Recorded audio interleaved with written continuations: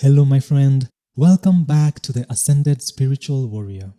Today's fascinating near-death experience comes from a man named Jeff, who as a child was shown his future so he could decide whether to come back or not. If this is your first time on our channel, welcome. I appreciate you being here. These videos are meant to build faith in a world that seems to be faithless and to prove that there is life on the other side. If you enjoy these videos, then please click the like, subscribe and bell icon so you will get notified of any new out-of-body experience and near-death experience stories we upload. For our returning viewers, you know what to do. Grab a beverage, sit back, relax and enjoy today's story. I had a bad asthma attack which landed me in the hospital. They gave me something which seemed a lot like the general anesthesia. I was given 2 surgeries later in life.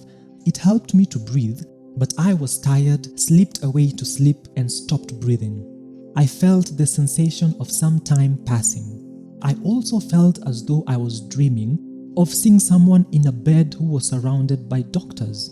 But there was a strange physical sensation as well, which is hard to describe. It troubled me, and I could not wake from this dream. I was floating above a person and didn't make the cognitive connection at first that this was my body. I could see my mother in the corner of the room and became worried for her. It was about this time when I realized this was not a dream. I just wanted to go home. The next thing I knew, it was nighttime. I was outside the house and looking in the kitchen window. I could not get inside the house and I couldn't attract the attention of my family inside. This horrified me and some time passed. I was wandering around in the dark and eventually found others who were similarly confused as to where we were and what was going on. This is hard to explain, but we didn't really have a physical presence. I remember getting to know and understand these people as we were all going through the same experience together. It was like we were in a group and the lights were turned off. We knew that we were all still there but could not see one another. I guess that's the best way I can describe it. Some time passed here as well, but I was determined to find a way out for all of us, which was probably absurd since I didn't know where we were. From here on, all linearity kind of ends. I remember things, but it's like they all happened at once. Time ceased to exist. People have asked me if I remember a tunnel, and my answer is no, not exactly. There was a light, kind of dim and from a distance. The light got closer and more intense. I felt a love that brings tears to me as I write this. I wanted so much to go back and bring all of the others with me to this place, but I didn't really have control of it. As wonderful and amazing as this place felt, I was pretty much along for the ride. I don't know how much of this I can put into words to accurately describe. The light was love and understanding. It was outside of me, through me, and in me. It was home. I've never felt a love like this since, though there have been very brief moments of kindness and acceptance that I just live for. It's hard to see the computer screen for the tears in my eyes. I want so much to use my will to reach back and pull those people in the darkness to just be here, but I don't know how. It's hard for me to describe what happened next. I was, and it was as if something else inside me was speaking a strange language, but I understood it to be a recounting of this and past lives, kind of like an introduction to someone else. There was a life review where it was like a revealing of certain moments in my life up to this point. I felt with complete clarity how I felt and how the other person felt through my actions, my words, and my thoughts. These were times when I probably should have acted differently, used better judgment, not gotten caught up in emotion. This was a very humbling experience. To think I had only been here 7 years in this life, it concerns me what the next one will be like. Because although I am more aware of how I affect those around me, I still get emotional, I still screw up, and I'm well aware that this experience has not made me perfect.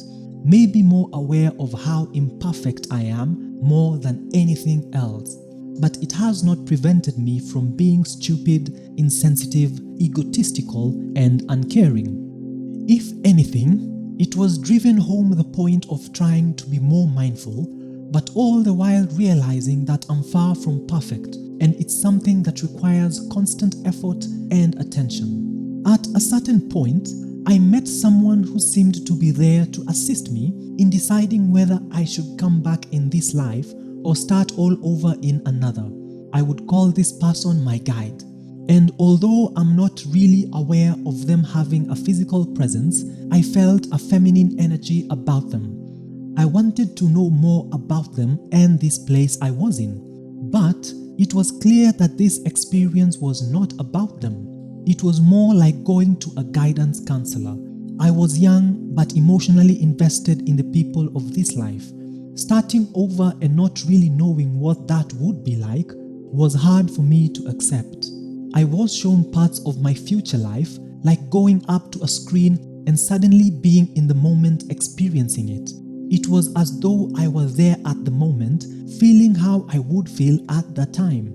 I was shown parts of my future in this life if I choose to go on. You would think I could predict the future with what I was shown, yet it could be due to the fact that I don't deal with detailed information really well.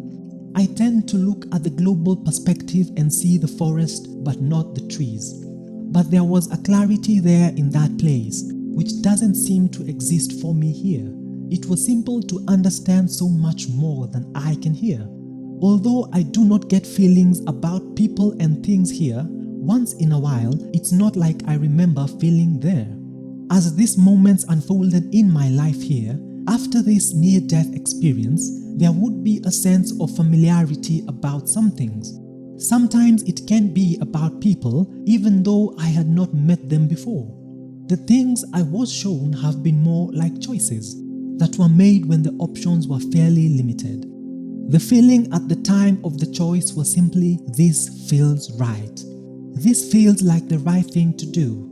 With that feeling is a sense of peace and calm. I was told if I were to continue in this life, that it would be unlikely that I would reach my potential. However, it seemed clear that starting over was a wild card and I was not shown anything about that.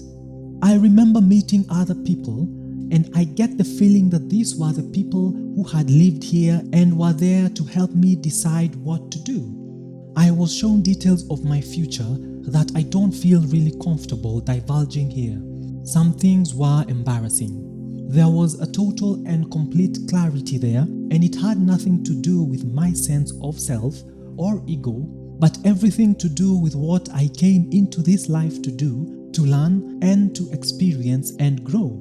I can see that I am running out of room here, so I will cut it short. When I returned to my body, I really missed that place, and I still think about it today.